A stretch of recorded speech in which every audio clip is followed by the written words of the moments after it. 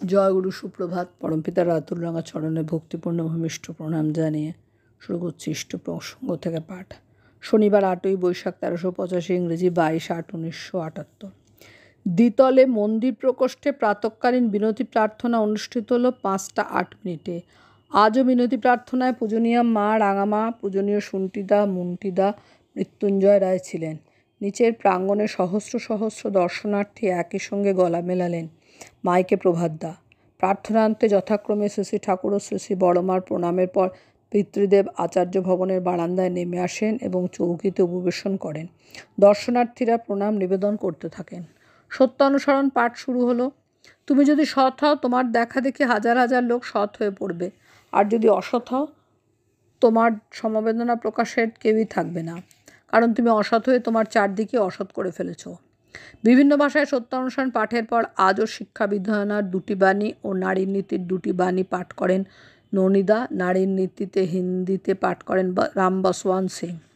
বেলা 8:15 মন্দির প্রাঙ্গণ থেকে এক বিশাল শোভাযাত্রা বের হলো সমবেত আবাল বৃদ্ধ বনিতাকে নিয়ে। অংশগ্রহণকারীদের মনে প্রবল আনন্দ উচ্ছ্বাস। ডায়মন্ড হারবার রোড বরাবর শীষের ফুল স্টিমার ঘাট দিয়ে পুনরায় শীষের পুল দিয়ে শোভাযাত্রাটি প্রত্যাবর্তন করেন। ফেরার পথে পড়ল গৌড়ীয় মঠ। স্থানীয় ও বহিরাগত বহু দর্শনার্থীর স্বতঃস্বেচ্ছ অংশগ্রহণে শোভাযাত্রাটি সর্বাঙ্গ সুন্দর হয়ে ওঠে। দৈর্ঘ্যে ছিল প্রায় 1 মাইল।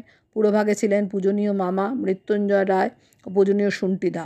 শোভাযাত্রাটি নিম্নোক্তভাবে সজ্জিত করা হয়। ব্যান্ড পার্টি, নৈহাটি ব্যায়াম সমিতি, 1-2।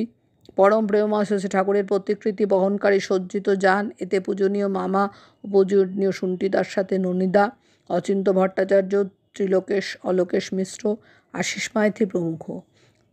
3য় দাদাদের শাড়ি, 4র্থ মায়েদের শাড়ি, 5ম ব্যান্ড পার্টি আদর্শ সংঘ পাতিপুকুর, 6ষ্ঠ আহ্বানধ্বনি ও গীতের মাইক বহনকারী রিক্সা, 7ম দাদাদের শাড়ি, 8ম প্রথম কীর্তন দল, 9ম সারিবদ্ধ দাদারা, 10ম দ্বিতীয় কীর্তন দল, 11 সারিবদ্ধ মায়েরা, 12 তৃতীয় কীর্তন দল, 13 ফার্স্ট এড কার, 14 দাদাদের শাড়ি, 15 পজব্রদে পানীয় জল বহনকারী স্থানীয় স্বেচ্ছাসেবকগণ। শোভাযাত্রাটি ক্রমানুযায়ী সজ্জিত করেন শ্রী সুনীল করণ। শোভাযাত্রায় অংশগ্রহণকারী কীর্তন দল 3টি ছিল কেদারপুর কে প্লট ও এল প্লটের। কীর্তন দলগুলি কখনো জয় রাধে রাধে কীর্তন, কখনো বা ভক্তিমূলক গীত পরিবেশন করে। শোভাযাত্রার অন্যত্র আর্য ভারতবর্ষ আমার এই দেশাত্মবোধক সঙ্গীতটি পরিবেশিত হচ্ছিল। আহ্বানধ্বনি দানকারী স্থানীয় ও দেওঘরের আশ্রমের দাদারা কখনো শ্রী ঠাকুরের ছড়া, কখনো জয়সূচক ধ্বনি দিতে দিতে পরিক্রমা করেন।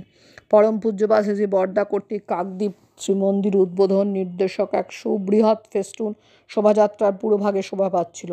শহরটি পরিক্রমাকালে পার্শ্ববর্তী জনসাধারণের মনে ইষ্ট ভাবোদ্দীপনা সৃষ্টি হয়। ইতিপূর্বে কাকদ্বীপের বুকে এমন বৃহৎ শোভাযাত্রা কখনো হয়নি। অপূর্ব বিস্ময়ে পুরনারী ও অপরাপর জনসাধারণ এই সুশৃঙ্খল ও সুসংবদ্ধ ইষ্ট ভাবোদ্দীপক বিশালাকার শোভাযাত্রা নিরীক্ষণ করেন।